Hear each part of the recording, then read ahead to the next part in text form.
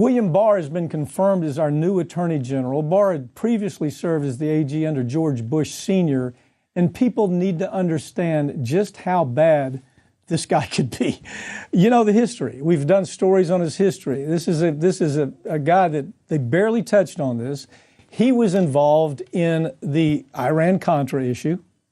When I say involved, he was the one that protected everybody who was, they had all of this information on so many people. People were being prosecuted. He worked through the pardons for those people.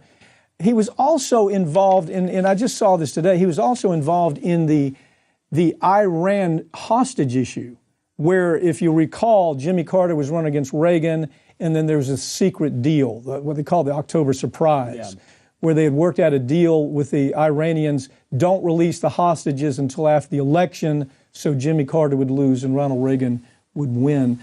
What's your take on this, man? I think what's gotten lost in the shuffle of William Barr, because everybody, all the stories have said, well, is he gonna fire Mueller? Well, what's going to happen with the Mueller investigation? Well, let's put that aside, because this guy, 6 people he pardoned from Iran-Contra, 5 of whom had already been convicted for their involvement. The other was a good buddy of his. He personally lobbied to get this guy pardoned by H.W. Bush. Then he leaves there, goes and works at a telecom company where he successfully litigates for deregulation of the telecom industry, which Bill Clinton proudly delivered, because this was 94, he did this, 95, we get the telecommunications deregulation. So this guy has been in the pocket of, political criminals, because they were convicted. He's been in the pocket of big business, including his time. Well, you say give you in the pocket. He's worked as a lawyer. Right. I mean, he's been paid. He's been paid to be their mouthpiece. Right. He's the guy that goes out there and helped kind of put us on the path we're on, at least in terms of the telecom deregulation, which is huge. That's an issue and a problem we still deal with today. Okay, let me tell you what he's not going to do. This is not an attorney general who's going to go after white-collar criminals on Wall Street, because he's represented them. He actually made a living representing those folks. He's not going to go after environmental criminals, because he's made a living representing the folks who cause all the disaster. He's not going to make it easy for whistleblowers. Those are things you need to know. This is what we got. This is the character that we got. I think it's important to understand a little bit about his history. He's the guy that handled the Jeffrey Epstein representation.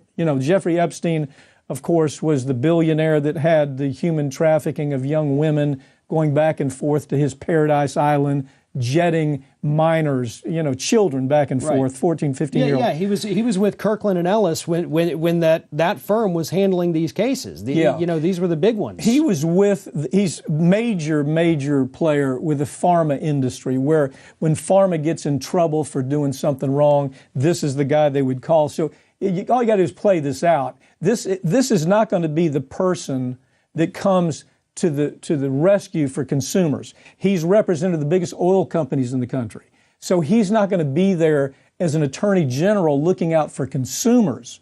This is an attorney general that you can absolutely positively count on the fact there will be no white-collar prosecutions by this man. If it involves a corporation, from the oil industry, from the pharma industry, from environmental type issues.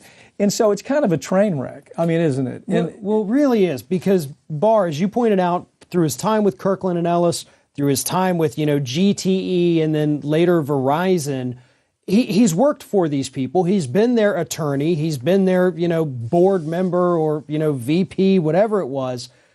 And so here's the thing people have to understand. Yes, the Attorney General of the United States does not go out there and write policy. They do not write legislation. But they set policy. And here's how they do it. We've seen it the last 2 years. We have seen white-collar prosecutions fall off the map. Virtually no white-collar prosecutions under Trump. This white-collar industry criminals, the best thing that ever happened to them was Donald Trump. Right. And so this makes it worse. It does, because they see this, the appointment of William Barr. They know his history far better than we do. And they say, this is a blank check. This is a free pass. This is our time to go and do these things that we may not normally do, because we're not going to be penalized because they've seen the same data that you and I have sat here and talked about in the past. Prosecutions for white-collar criminals on Wall Street have fallen by 85% over the last 2 years. Environmental enforcement has fallen 94%, and that includes, a 90-something percent reduction in fines. But what is it about our Congress and our Senate where they're not able to cross-examine a guy like Barr? With all that you've got to work with, they focus on one thing. Are you going to fire Mueller? Of course he's not going to fire Mueller. There's no reason to fire Mueller. Mueller's at the end of this process.